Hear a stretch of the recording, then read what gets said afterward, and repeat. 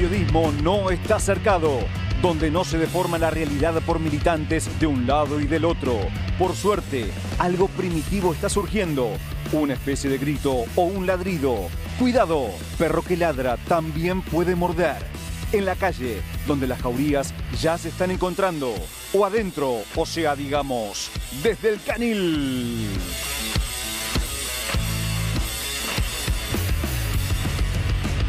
La misma lógica económica que la dictadura. El gobierno va a desclasificar archivos.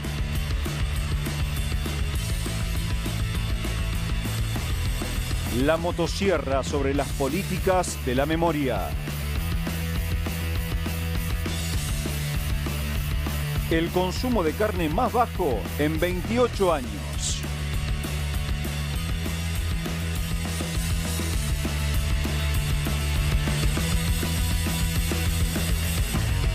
Bienvenidos a este nuevo programa de Desde el Canil, a 49 años del último golpe de Estado, del inicio de la dictadura más sangrienta que sufrió nuestro país. En este programa vamos a tratar muchos aspectos relacionados con este tema y también de la coyuntura que nos rodea día a día. Así que quédate hasta las 7 de la tarde con nosotros. Para empezar esta ronda de periodistas vamos a hablar con Ezequiel Orlando.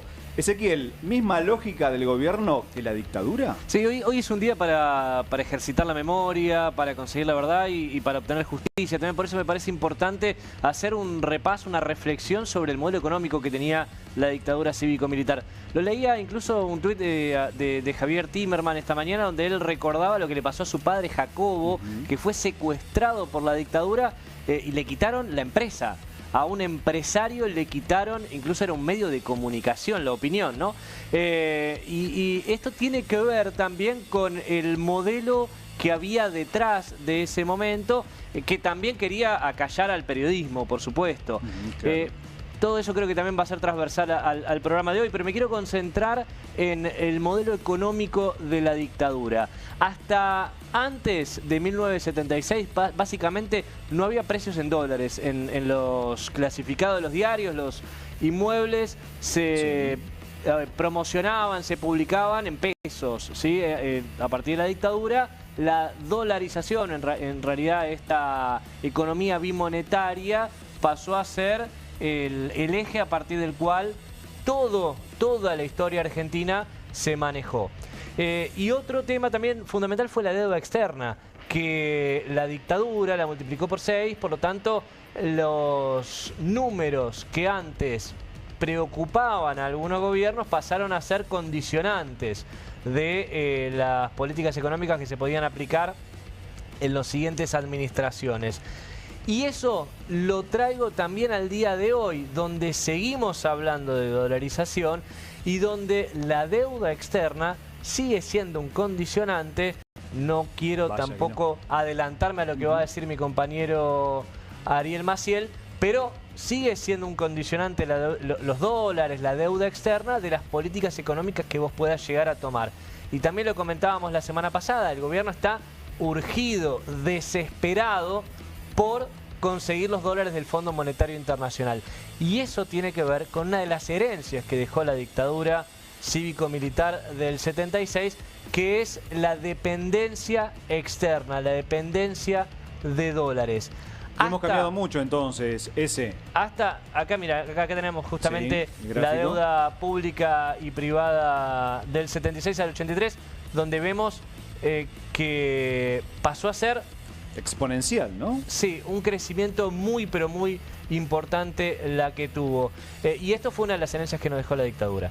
Otra también tuvo que ver con los salarios, donde y el crecimiento económico. Hasta la década del 70 más o menos, Argentina venía creciendo a la par de otras potencias, ¿sí? El PBI nuestro, local, venía creciendo a la par de otras potencias extranjeras muy grandes. A partir de ese momento, con una reprimarización y también la especulación financiera que se empezó a dar, pasamos a tener una economía ya directamente tercermundista, que le fue muy difícil también a Alfonsín repuntar por todos los problemas que se heredaron, incluida la hiperinflación que después terminó estallando en el primer gobierno democrático, ¿no?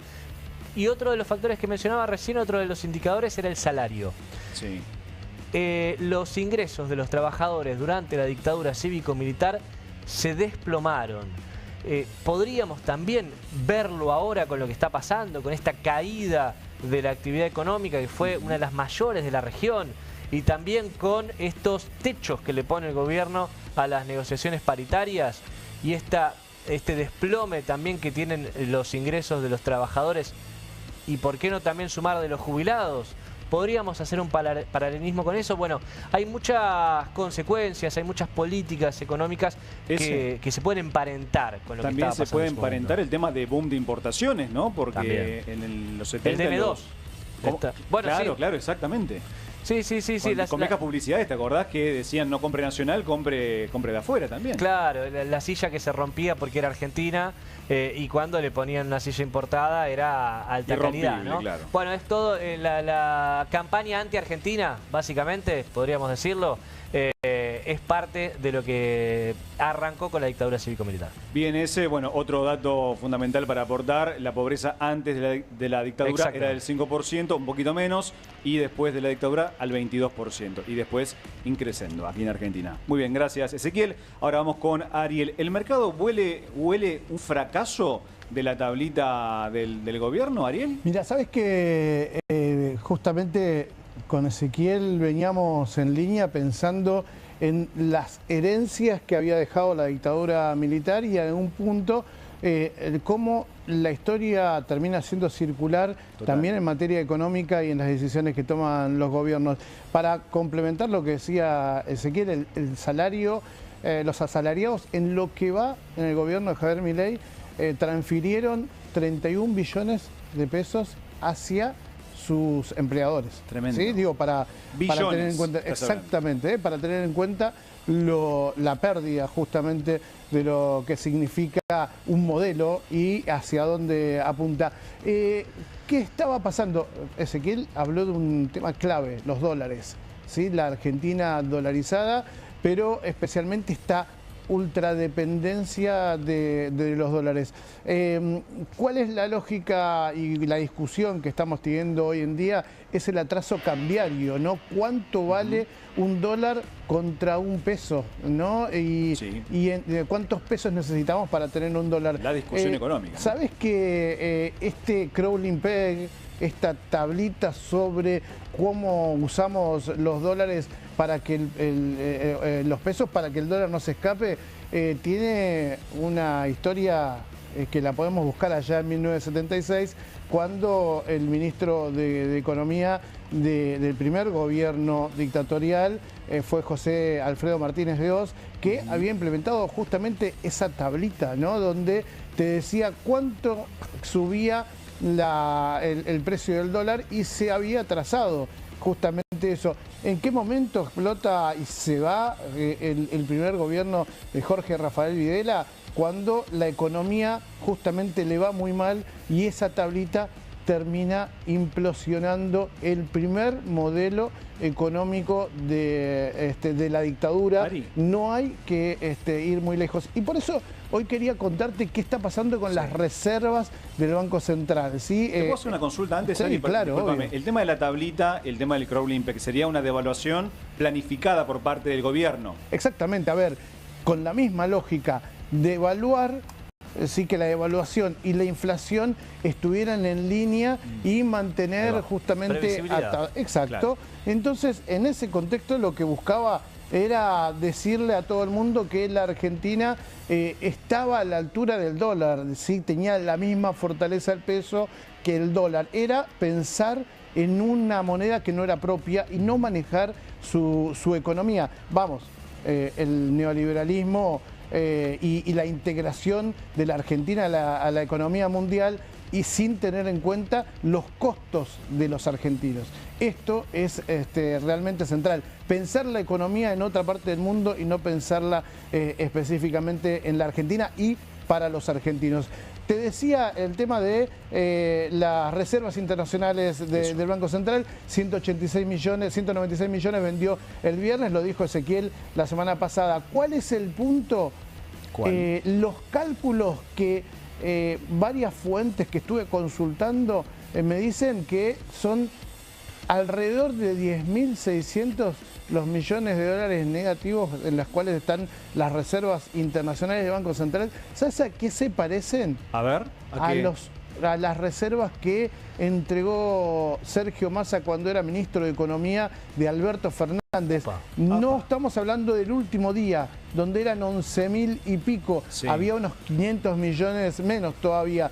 Pero en días anteriores eran más o menos, andaban en los 10.600 millones de dólares. El vicepresidente del Banco Central, Vladimir Berning, le dijo a los banqueros suizos que de los 25.000 millones de dólares que estuvieron dando vueltas por el Central con estas compras que le pudo hacer durante este año justamente el BCRA, solamente pudo retener 7.000 millones para sus reservas, lo que indica la fuerte dependencia que tiene la Argentina de los dólares que vengan del fondo, porque las reservas líquidas, o sea, aquello que puede llegar a usar la Argentina, están absolutamente en rojo, más allá de que las netas estén muy diferentes de lo que pasaba con el fin del gobierno de Alberto Fernández, pero la que necesita para pagar vencimientos, que son los que se vienen dentro de pocos, y para intervenir, son absolutamente casi nulas. Ari, te dejo una pregunta para mañana. ¿Qué va a pasar con el cepo cambiario, no? Porque si sigue interviniendo el Central y gastando los dólares, ¿qué va a pasar con la plata que entre del acuerdo? Pero eso lo dejamos para el día de mañana. Muchas gracias. Te voy a contar de eso porque hay mucho, ¿no? Hay un montón. Claro, claro. Muchas gracias. Muy bien, Luciana Bertoia, hoy información ultra importante. El gobierno anunció que va a desclasificar archivos que tengan que ver con las Fuerzas Armadas durante la última dictadura militar. El gobierno es así, el gobierno hizo dos anuncios a través del vocero presidencial Manuel Adorni, que tenían que ver con una desclasificación de archivos y también con una posición del Estado argentino ante la Comisión Interamericana de Derechos Humanos para decir que los delitos que cometió la guerrilla son crímenes de lesa humanidad iguales que los que cometieron los agentes estatales. ¿Por qué hace este anuncio? Porque estaba prevista y se hizo una movilización masiva a Plaza de Mayo, en la cual estuvieron Estela de Carlotto, Tati Almeida, el premio Nobel Adolfo Pérez Esquivel, Elia Espen, entre otros referentes de los derechos humanos, y también volvieron a reclamar que se abran todos los archivos del Estado como reclaman desde que regresó la democracia. Si te parece, escuchamos a Estela de Carlotto. Lo escuchamos. Luchamos para restituir la identidad a los cientos de bebés robados por la dictadura. La apropiación es una desaparición forzada y hasta tanto no se conozca la verdadera identidad, se sigue cometiendo. Y no solo la sigue sufriendo los nietos y nietas que todavía no han sido restituidos, también sus hijos e hijas, perpetuando la falsa genealogía impuesta por el terrorismo de Estado. Además, sus familias legítimas, que los buscan desde hace más de 4 décadas, tienen derecho a la verdad y al reencuentro, al igual que toda la sociedad.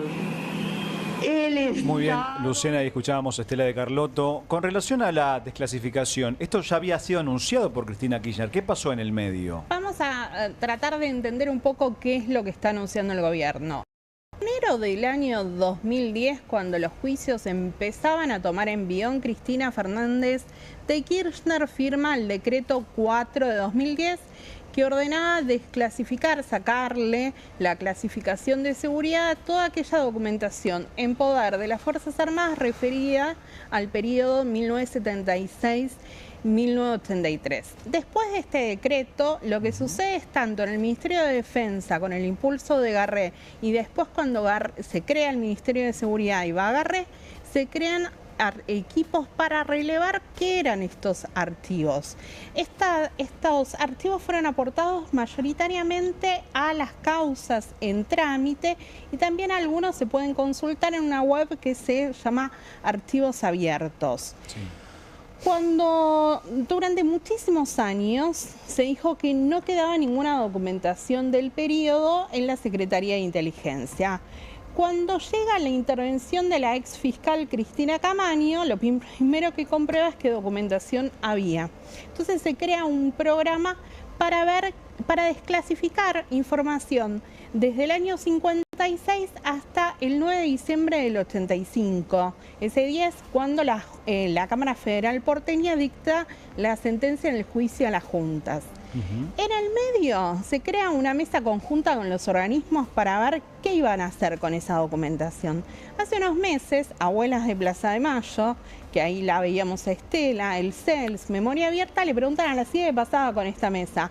La CIDE le contesta, no, la disolví porque la tarea estaba cumplida. Ah, mira, tranquilo. O sea que no se sabe cuál es la documentación exacta que se pudo relevar. Estoy preguntando, porque Adorni dice, bueno, toda esta documentación va al Archivo General de la Nación. Pregunté en el Archivo General de la Nación si la iban a recibir, si tenían alguna idea. Nada, se enteraron. Nada. Por la conferencia de prensa. Una vez más, ¿no? El gobierno anunciando por redes sociales o en conferencia de prensa. Aparte convocó a todos un feriado, Adorni para trabajar un Para feriado, decir algo, es histórico. Para decir algo que no estaba haciendo, básicamente. Pero además que no se sabe cómo va a funcionar tampoco. Por Bueno, eso. después lo vamos a charlar, pero el gobierno viene dando mensajes contrarios a todo lo que tiene que ver con abrir archivos y aportarlos. Y el otro dato tiene que ver con que dijeron que van a firmar o firmaron un acuerdo de solución amistosa para considerar que el asesinato del capitán Viola y de su hijita María Cristina en diciembre del 74 es un delito de lesa humanidad. Esto es muy problemático porque la Comisión Interamericana nunca abrió ese caso, ¿no? Entonces el gobierno se está arrojando sobre algo que además la administración anterior había dicho que no podía ser, que no debía admitirse. El dato que me dan es que algo se firmó el 10 de febrero, estaba el secretario de Derechos Humanos, Alberto Baños, y la nueva directora de Derechos Humanos de la Cancillería, la abogada antiderechos Úrsula Bassett. Bueno, ¿Tendrá que ver veremos. con la visita, perdón, Sí. Fede, ¿tendrá que ver con la visita a los genocidas a la cárcel, la anterior? Todo tiene que ver con todo, necesariamente, pero es una agenda. El dato, después Franco va a hablar de Victoria Villarreal, es que el abogado de esta causa en la Comisión Interamericana es Javier Vigo Leguizamón, un abogado cercano e integrante del CELTIP. Tiene tufillo a que es un poquito para la tribuna lo que hizo con el caso Viola el gobierno. Muy bien. Ahora estamos con Franco Lindner, en la sangre alemana de este programa. ¿Qué estoy viendo ahí? Franco, no sé si hay algo abajo de tu canil. Veo como una especie de sobre. ¿Qué es eso, Franco? Upa. ¿Sos un ensobraten? Te llegó eso, me parece. Pauten. ¿Pauten? ¿Así se dice en alemán? ¿Qué es Pauten? Pauten. ¿Sos ensobrado, Franco? A ¿Qué es ver. Pauten en ¿Qué alemán? es esto? ¿Periodista ensobrado? Ensobraten. IPF. Epa. ¿Y eso Epa. qué Y es? con logo te lo mandan. Ah, tremendo. A ¿Cómo ver, es eso ¿qué de la...? dice? Uy, dice algo. Epa, a ver. Te esperamos en IPF. Epa. Ah, mira. No es Riquelme, ¿no? No. Si son buenos con el jabo, hay pautita. ¿Cómo?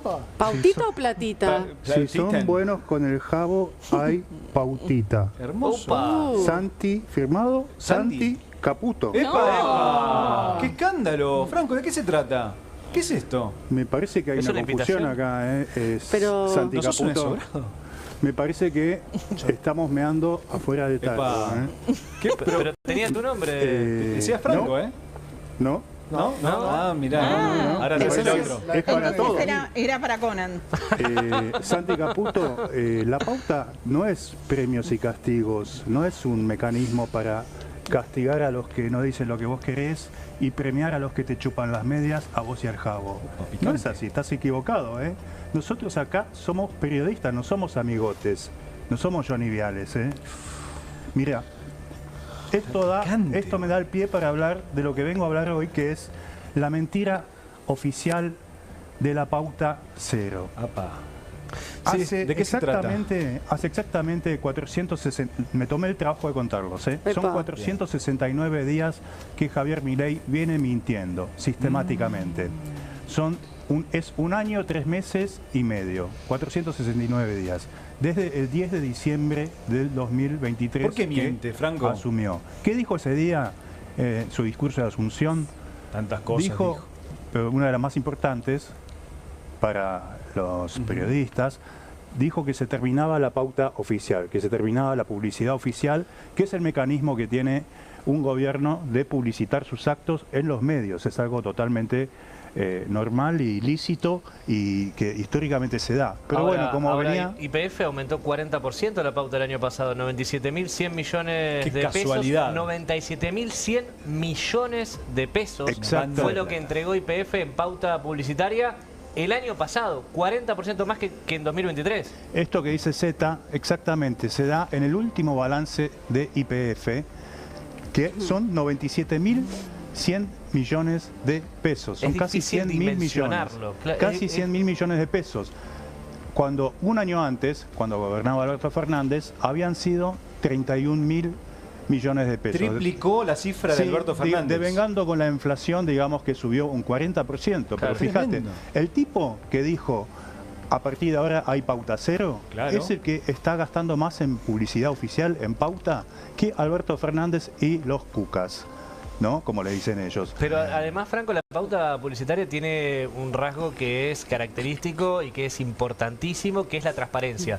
Porque cuando Alberto Fernández, Cristina Fernández, el gobierno Mauricio Macri daba pauta publicitaria, uno podía acceder al registro de quiénes eran los medios que recibían esa pauta. Ellos mismos el lo monto. difundían, ¿eh? Claro. Ellos mismos lo difundían. Exactamente, hacían informes Sí. periódicos de cuánto se le entregaba a cada medio.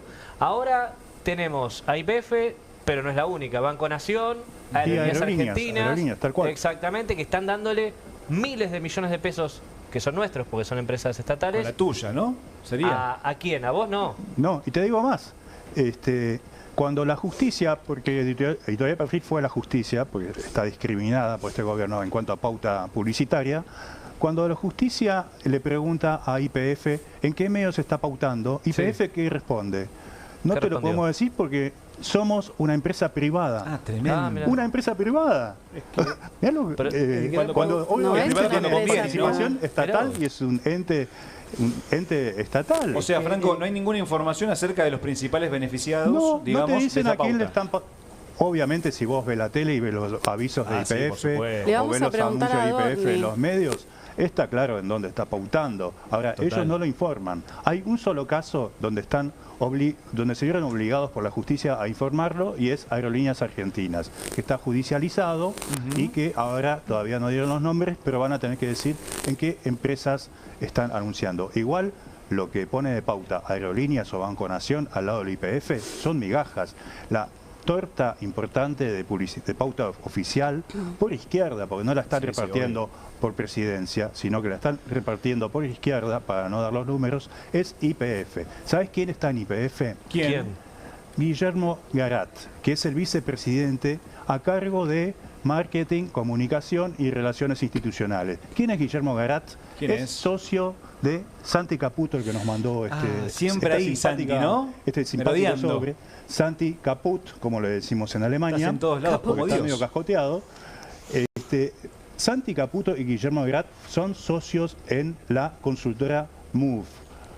Son dos alumnos de Jaime Durán Barba en los años del PRO, a los que se suma Rodrigo Lugones, que es la tercera pata de esa consultora Move, que hoy están todos en el gobierno. Bueno, Guillermo Garat es el hombre que puso Santi Caputo al frente de la caja de la pauta en YPF para premiar a los amigos y discriminar a los que trabajamos de periodistas independientes, a los que no chupamos las medias del poder y a los que estamos ahí recibiendo sobres extraños e invitaciones. Qué raro eso, que ese sobre, tenemos Franco. que rechazar, Santi. Por ¿Qué te puedo favor. decir? Pero invitaciones, dijiste. Pero además ¿Cómo? es raro, ¿no? ¿Te invitaron a algo? Hay pauta, es mentira que se acabó la pauta cero. Entonces, No, Claro, por eso. obviamente es una mentira lo de Es la mentira pauta eso. cero. Hay No hay solo para pauta amigos. cero. Hay pauta 100.000 millones. De la Pero nuestra. para los amigos. De la Chicos, nuestra. pauta No para periodistas algunos independientes. y palos Mirá vos. para otros. Te agarramos ahí, ¿eh? Ah, Te agarró vamos. Franco ahí. No es pauta cero como se venía diciendo. Palos, Pero bueno, palos. ya vamos a tener mucha más información, Franquito. Ahora, noticia de último momento. La trae la señorita Luciana Bertoia. Bueno, decíamos que terminó la marcha por el Día de la Memoria y tuiteó Cristina Fernández de Kirchner, entre otras, pone una imagen en la cual se ve que volvió el cuadro de Néstor Kirchner, justamente bajando los cuadros de Jorge Rafael Videla y Reinaldo Benito Viñone del Colegio Militar de la Nación en el año 2004.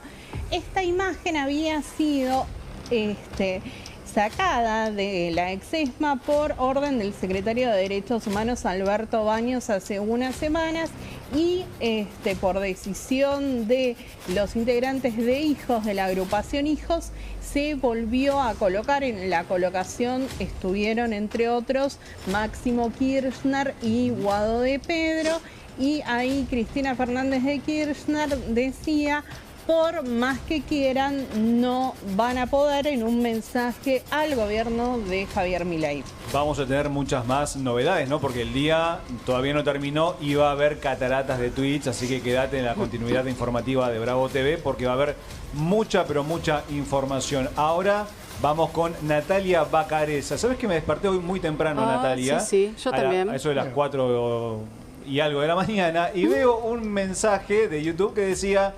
Tuiteó, la Casa Rosada difundió un video y aparecía Agustín Laje.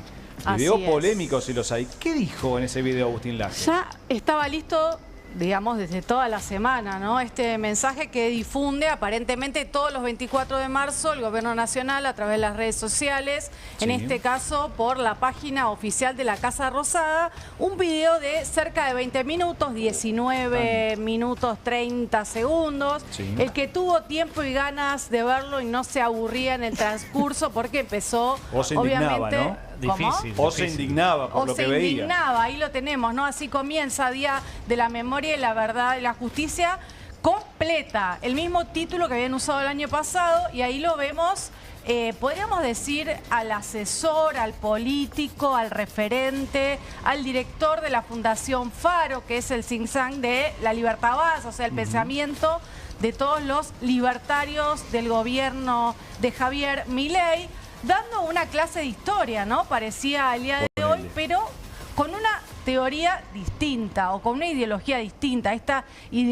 Tratando por lo menos de marcar esta ideología de los dos demonios, del negacionismo, de que la historia está contada de otra manera. Incluso él cuenta cómo descubrió esta historia cuando estaba en el colegio secundario, que dice, bueno, yo la verdad no me la creí, empecé a investigar, iba a la biblioteca, a la hemeroteca, bueno, hasta que llegó a publicar un libro.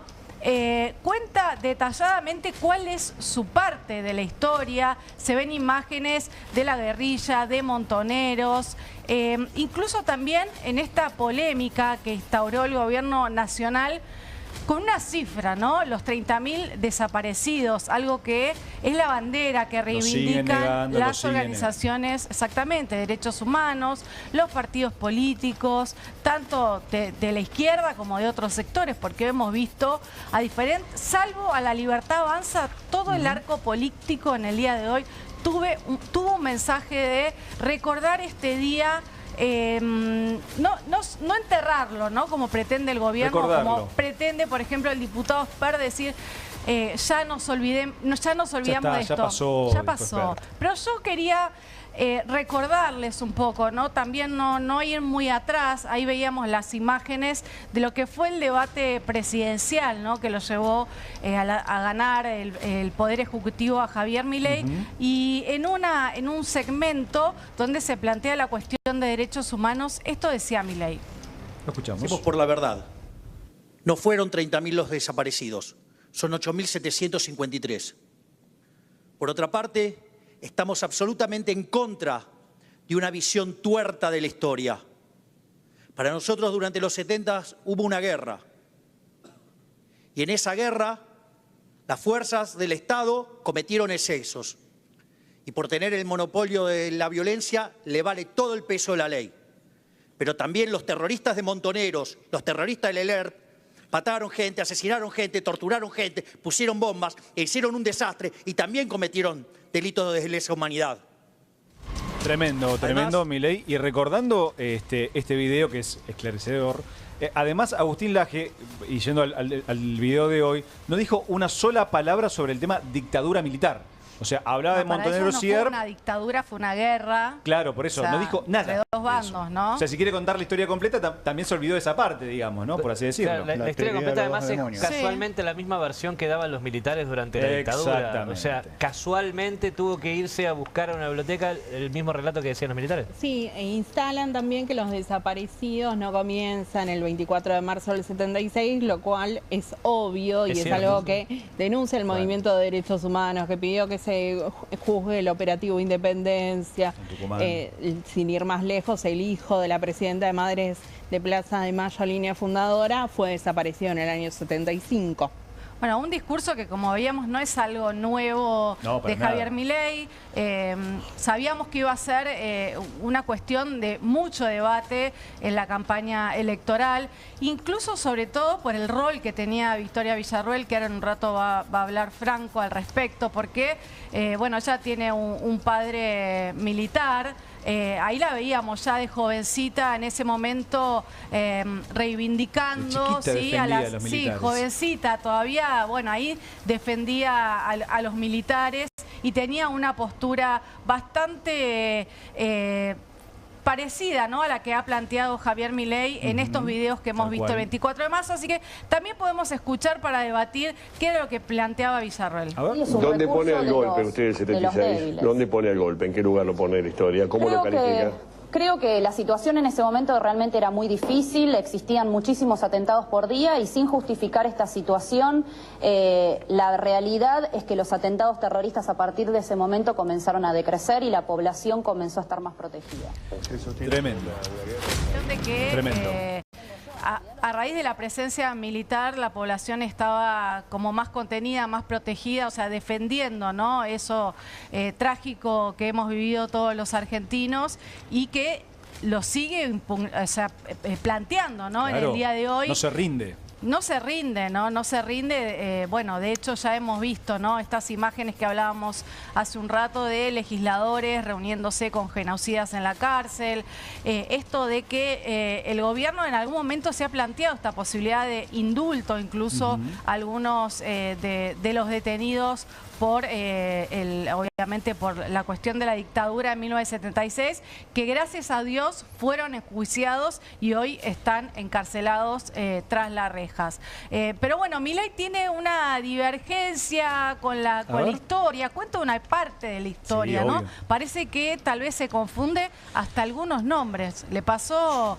¿Con quién le pasó? Le pasó el viernes, nomás, con San Martín. ¿Quién se puede confundir el nombre de San Martín? Claro, Juan José de San Martín. Yo soy alemán y lo sé. Bueno, a ver qué decía Milei sobre San Martín, porque bueno, está medio confundido, ¿no?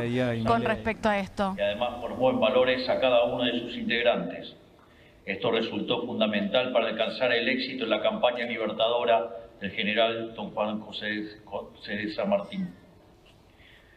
Probablemente la historia de nuestra independencia sería distinta si no hubiera tenido a los granaderos como protagonistas.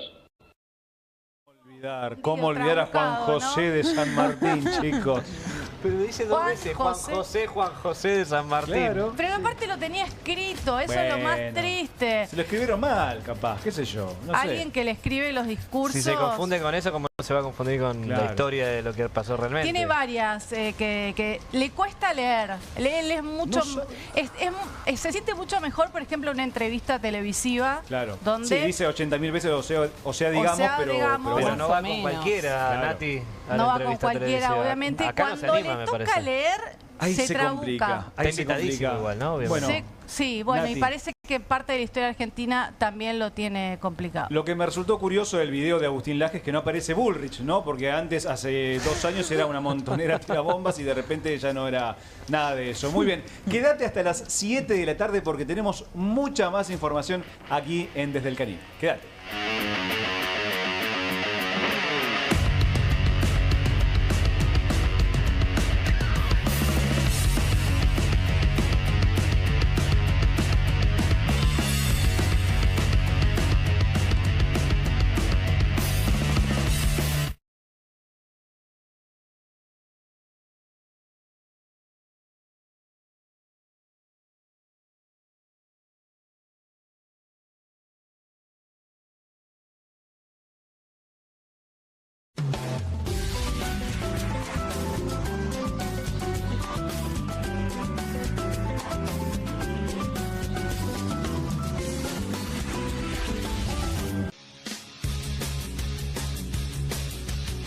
Soy Casta, con la conducción de Carmela Bárbaro.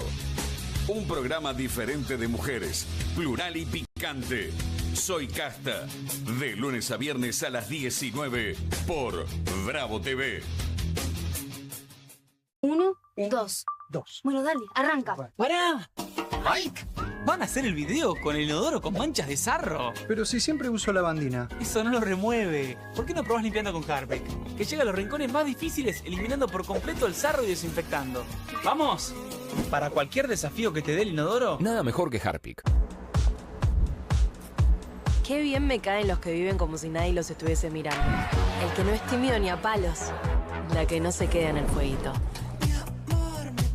El orgulloso de lo suyo. Y las que se animan al show sin autotune. ¿Y vos? ¿Ves como si nadie te estuviese mirando? Confía en tu frescura, Topline. Seguí la línea de tu frescura. ¡Vuelven las clases! Vuelven las manchas. ¡Vuelve la diversión! Vuelven las manchas. Por suerte, existe Vanish. Con una cucharadita de Vanish, el poder del oxígeno activo elimina las manchas y deja los blancos como nuevos. Con Vanish, vuelven las clases, no las manchas. Nueva Saladix extra picante. Posta, picarán más que las otras.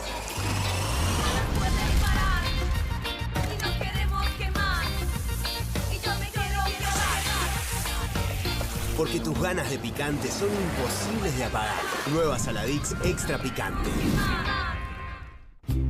Las casas usan diferentes perfumes. Eligen oler a café en la mañana, a veces a ropa recién lavada y otras a madera.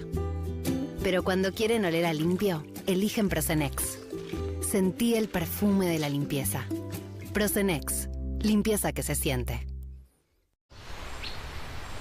Buenas. Buenas. ¿Tiene las nuevas Mogul Jelly Beans? ¿La qué? Las Billie Jeans. Crujientes por fuera, blanditas por dentro. 5 sabores. Ah, vos querés las nuevas Mogul. Jelly Beans. Sí, las... Jelly Beans. ¿Jelly Beans? Jelly Beans. Jelly Beans. Esas. Las... Obviously.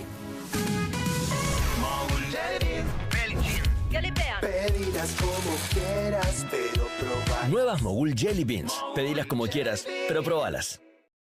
¿Qué hacen tus manos por tu familia cada día? Nos llevan, nos traen, nos alimentan y cuidan de quienes más amamos.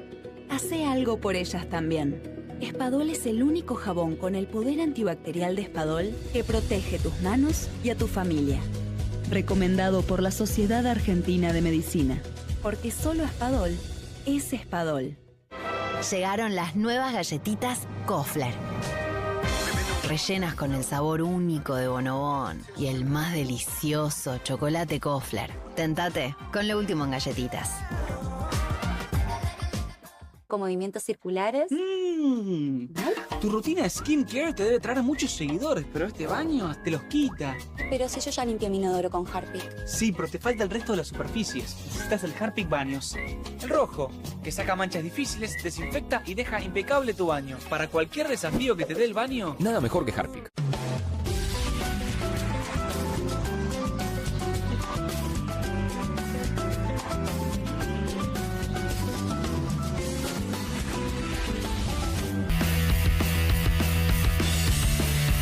Segundo bloque aquí en Desde el Canil. Ahora tenemos algo que me preocupa bastante, Ezequiel Orlando, que es el tema del consumo de carne, porque vamos a aletear en cualquier momento. Estamos consumiendo más pollo que carne. ¿Qué pasó en la Argentina, Ezequiel? 5,4% cayó el consumo de carne en febrero. Esto tiene que ver con la pérdida de poder adquisitivo, el aumento de los precios, esa inflación que el INDEC te dice se está desacelerando, pero vos cuando vas a hacer las compras te das cuenta que no, que claro, lo que vos necesitás comprar aumenta. Bueno, la carne justamente es uno de los productos que más se está incrementando dentro de los alimentos y a la vez dentro de la canasta en general que mide el INDEC. De hecho, creo que fue el propio presidente que dijo, ¿no? Sin carne en la medición hubiera dado mucho más bajo. Siempre saca el índice más alto, ¿no? Claro. Sin la carne, sin los servicios. No, bueno, forman parte del índice. Bueno, claro, si le pones 4 ruedas a este canil, se transforma en un auto, exacto, podríamos decir también, ¿no? Con esa misma lógica. Una defensa pobre. Sí. pobre, porque en realidad estamos hablando de, de los productos esenciales para el argentino en general, ¿no? Y te lo dice un vegetariano.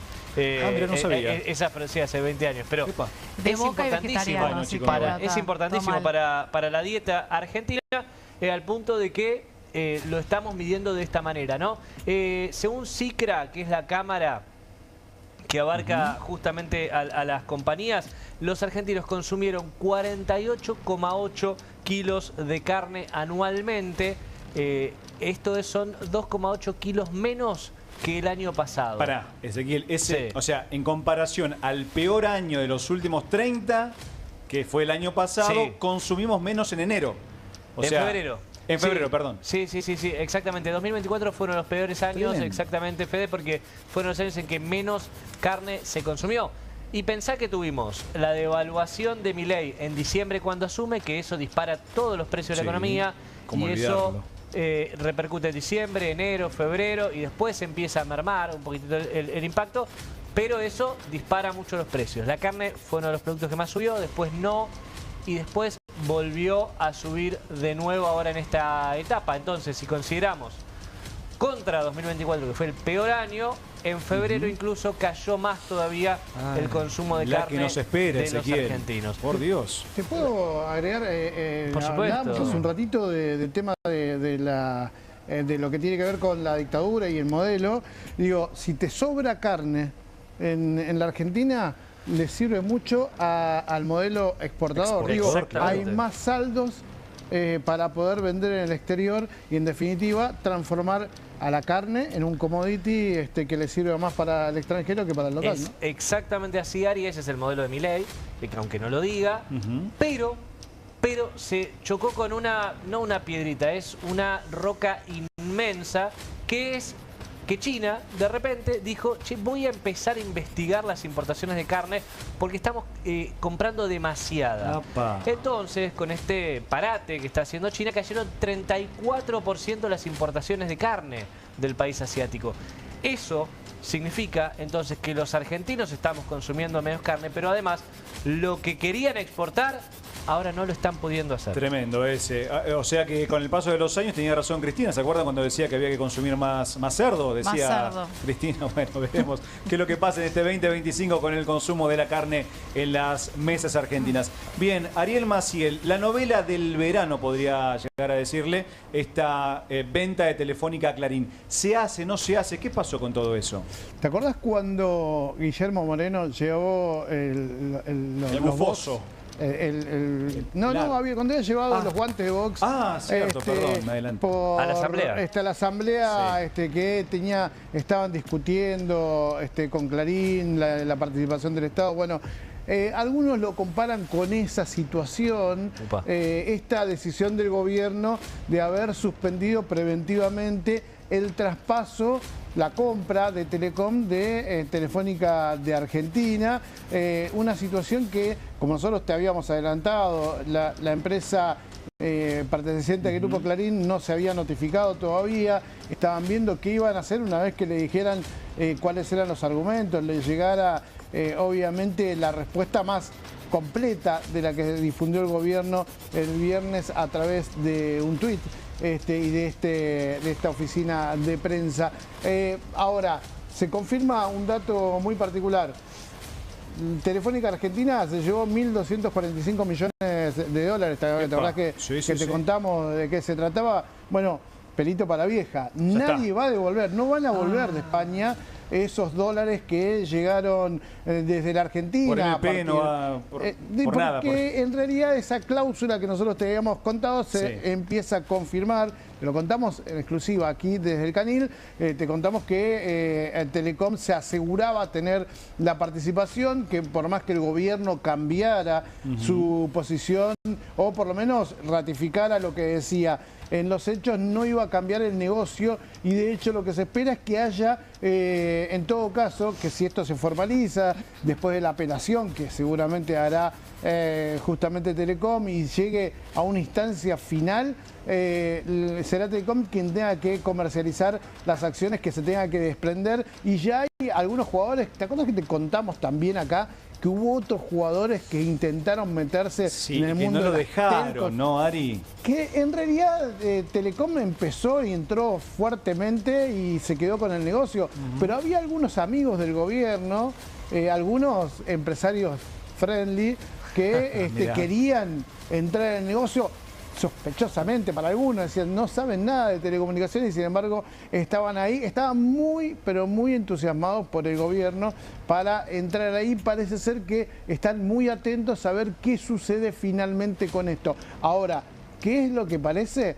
Esta resolución parece los guantes de Vox de Moreno, porque dicen algunos que se abrió una mesa de diálogo entre el Grupo Clarín y el Gobierno Nacional. Pelea y diálogo, así van a estar todo el tiempo hasta que se defina realmente si se va a vender o no Telefónica a Telecom. Muchas gracias, Ariel. Bueno, Luciana, la motosierra no solamente llega con la visión histórica de lo que ocurrió en los 70 y los 80 para el gobierno, sino también en las políticas de la memoria, ¿es así? Es así, hubo un impacto directo en las políticas de memoria que venía llevando adelante el Estado argentino con el gobierno de Milei en los últimos días. El área más golpeada fue la Secretaría de Derechos Humanos. Hoy el gremio, la Asociación de Trabajadores del Estado, decía cuando comenzó esta gestión había más de 1000 trabajadores, hoy somos menos de 600. Quiere decir que la planta se vio afectada en un 40%. Dentro de la escuela, de lo que era la Escuela de Mecánica de la Armada, hoy el espacio Memoria y Derechos Humanos, hay un lugar que fue cerrado, que es el Centro Cultural de la Memoria Haroldo Conti. Desde el 2 de enero no tiene actividad, el gobierno no explicó qué quiere hacer con esto. Los sitios de memoria, los lugares que fueron los centros clandestinos de detención, tortura y exterminio, dependen de la Secretaría de Derechos Humanos, se fueron quedando sin trabajadores. Hay uno de ellos que no tiene trabajadores. Directamente designados. no tiene ningún trabajador. No tiene trabajadores, estaban a la espera de si les daban un contrato más bajo para poder permanecer. Esto afecta directamente las tareas que se pueden hacer. Hay otros lugares que no dependen de la Secretaría, sino del Estado Nacional, como el Museo Sitio Memoria ESMA, que fue reconocido por la UNESCO en el año 2023, que ya abre 2 días menos, porque no tiene trabajadores para cubrir todos los días. Esta es la situación que vamos viendo en la Secretaría de Derechos Humanos. En los últimos días los despidos golpearon directamente sobre un área muy sensible, que es la Dirección de Jurídicos. Ahí están los abogados que querellan en las causas de lesa humanidad en nombre del Estado argentino. ¿Y esto qué implica? Que en algunas provincias ya la Secretaría de Derechos Humanos no va a actuar como querellante. En la provincia de Buenos Aires se quedaron sin abogados para las causas de Campo de Mayo, ¿sí? La principal guarnición del país y uno de los campos de concentración más importantes. ¿No hay fiscales en esa causa? Hay fiscales, lo que no hay son querellantes por parte del Estado argentino. Y también desarmaron el cuerpo de peritos, es decir, la gente que va a ver si los imputados están en condiciones de ir a juicio. Esto fue celebrado por las organizaciones que agrupan abogados que defienden justamente estos imputados de crímenes de lesa humanidad. Pero la Secretaría de Derechos Humanos no fue el único área que resultó golpeada, sino también el Ministerio de Defensa, que echó a todos los expertos que relevaban archivos.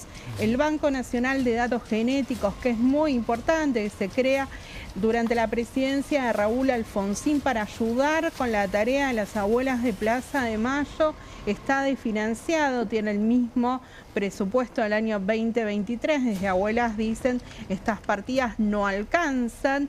Y también otra área que se creó instancias de Abuelas de Plaza de Mayo, como la Comisión Nacional por el Derecho a la Identidad, que son los que hacen las investigaciones para encontrar a los bebés que fueron robados durante la dictadura, se vio afectada por un decreto de Milei. Adivinen qué, el presidente firma un decreto para eliminar una unidad especial de investigación que se había creado en el año 2004. O sea, funcionó durante 20 años. Y ¿cuál era la facultad que tenía esa unidad especial de investigación que podía acceder a los archivos en manos del Poder Ejecutivo? Mira, qué casualidad, ¿no? Justo esa Hoy quiere desarma. desclasificar. Claro, pero bueno, qué bárbaro. y también en esa misma línea es que este gobierno, a través de Patricia Bullrich y de Luis Petri, públicamente dijeron que no querían darle información a la CONADI porque la consideraban un organismo militante. Ay, Dios. Bueno, la lógica del gobierno, ¿no? Acá te contaba Franco Littner que hay pauta para amigos a través de YPF y otras empresas estatales, y por otro lado de financiar esto tan importante para todos nosotros, que es conocer la historia, lo que nos pasó durante los 70 y los 80. Muchas gracias, Luciana. Franco Littner, me han comentado que Victoria Villarroel tiene amigos, a ver, ¿cómo decirlo? Genocidas y violadores, ¿es así? Así es. Así es. Ustedes saben que Victoria Villarroel, la vicepresidenta, tiene 2 libros escritos, los 2 sobre la temática del terrorismo y de los años 70. Uno es Los llaman jóvenes idealistas y el otro se llama Los otros muertos. Los 2 tienen esta mirada de la teoría de los 2 demonios, hubo una guerra, hubo 2 bandos, los 2 son culpables por igual. ¿Por qué te digo que tiene 2 libros escritos? No tiene escritos, los tiene firmados, porque en realidad no los escribió ella. ¿No? Esto lo dice gente como Cecilia Pando y muchos otros testigos. ¿Pero no era amiga Cecilia Pando de ella? No. ¿Sabes qué? No, en este caso la quemó Cecilia Pando. ¿Sabes quién dicen que escribió esos 2 libros? Se llama Alberto González, alias El Gato, y es el principal torturador de la ESMA, que es el mayor centro clandestino de detención y de desaparición forzada de personas. El tipo estaba a cargo de lo que se llamaba el sótano en la ESMA, que es donde interrogabas, torturabas y terminabas matando o mandando a los vuelos de la muerte a los presos, militantes presos que tenías ahí. El que hacía eso era el Gato González. El Gato González es el que escribió los libros de Villarroel y es además el mentor de la vicepresidenta. Ella lo llama en privado mi segundo padre. ¿Quién se lo presentó? El padre real, que es Eduardo Villarroel, que sabemos que es un militar, y la puso en contacto con este Alberto Gato González, que está hoy preso en Ezeiza por crímenes de lesa humanidad. Tiene 3 cadenas perpetuas. 3 cadenas perpetuas. En la causa ESMA 2, en la causa ESMA 3, y además por delitos sexuales. Un récord. Es el único militar que tiene una cadena perpetua por delitos sexuales. ¿El único, Franco? ¿El único militar que tiene de la ESMA una condena por violación? Sí. Te cuento quién es la víctima. La víctima es una de las presas montoneras que hubo en la ESMA. Se llama Silvia Lavairu. Silvia Lavairu, exactamente. ¿Y qué pasó? Le gustó a Alberto González esta chica de 20 años, también le gustó a Alfredo Astiz, hubo una discusión ahí entre los dos, muy compinches, pero en esta no se pusieron de acuerdo. Se terminó imponiendo el Gato González, y no porque ella quisiera, no porque ella lo eligiera a él, sino que él la terminó violando sistemáticamente en la ESMA, y no solo eso, la llevaba a su casa y la violaban junto con la esposa de Alberto González. Qué morboso todo, Franco. Ese es el mentor de la vicepresidenta. Tremendos amigos que tiene Victoria Villarroel. Amigos, es una manera de decir, es el segundo papá, según Victoria Villarroel. Bueno, esa es la gente que rodea a la vicepresidenta. Bueno, bien, ahora tenemos una información con Ezequiel, jubilado. Natalia, perdón, Natalia, que siempre te salto, Nati, perdón. Bueno. Vamos a ir con algo más light, más divertido, porque bueno, ya después de todo lo que hablamos hoy, hay que respirar profundo para pasarlo, sí, para pasar. Sí, porque la verdad que lo que acaba de contar Franco es espantoso.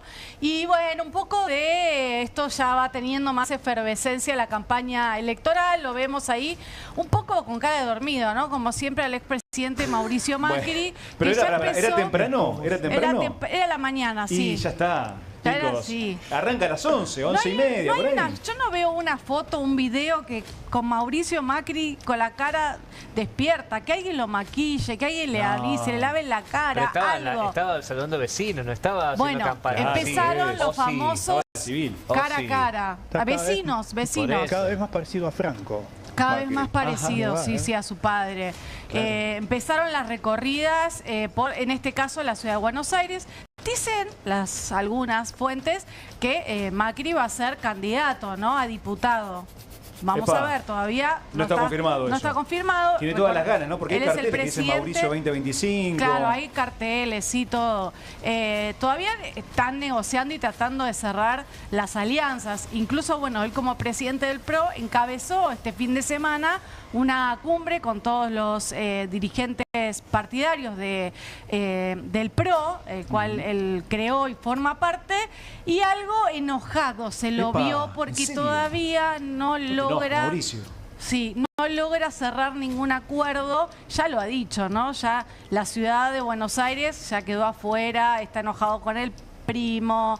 Bueno, está todo mal con Horacio Rodríguez Larreta. Le preguntaron un poquito de todo, pero habló específicamente sobre la alianza con La Libertad Avanza y esto decía.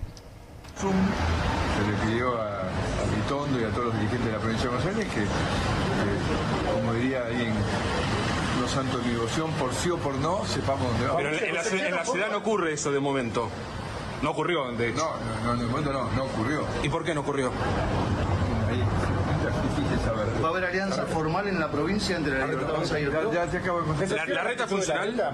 Venimos a reunirnos para siempre seguir trabajando, ver cómo ayudar a que la Argentina salga adelante, con nuestro compromiso con todos los argentinos. Más allá que colaboramos como nunca nadie lo ha hecho antes con La Libertad Avanza en este año y medio de gestión. Es una locura esto, Natalia. Sí, no, que el PRO fue fundamental para este gobierno. Está muy enojado Macri. Nosotros lo ayudamos a gobernar. Estamos votando todo en el Congreso de la Nación, todo a favor del gobierno nacional, y nosotros queremos cerrar una alianza y no nos dejan. No nos dejan.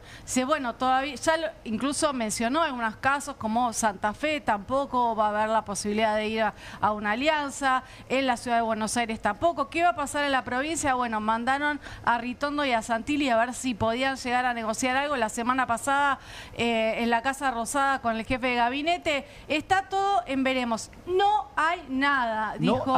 No hay nada, dijo el expresidente Mauricio Macri, bastante enojado con Milei. Nati, con respecto a la provincia, ¿qué pasa? Porque hace unos días estaban en la foto Ritondo, Santilli, los armadores de Libertad Avanza, claro, Karina. Digo, ¿y ahí no surgió una unión concreta en la provincia de la oposición a Kicillof? Todavía no, pero hay tiempo. La provincia está un poco más atrasada porque no está definido todavía el calendario electoral. Hay que ver si va a haber pasos o no. Esta semana hay sesiones en la legislatura, por lo cual se va a definir si se eliminan las pasos, si se desdoblan las elecciones. Queda mucho todavía en la provincia de Buenos Aires. En la ciudad estamos en mayo, hay elecciones. El 18 de mayo era un poco más apresurada la cuestión. Así que todavía hay tiempo para definir las candidaturas y las alianzas en la provincia de Buenos Aires, con un poco más de tiempo de negociación con el gobierno nacional. Vamos a jugar un poquito, ¿no? ¿Qué pasa si La Libertad Avanza le gana el PRO en Ciudad? Milei definitivamente lo come a Macri.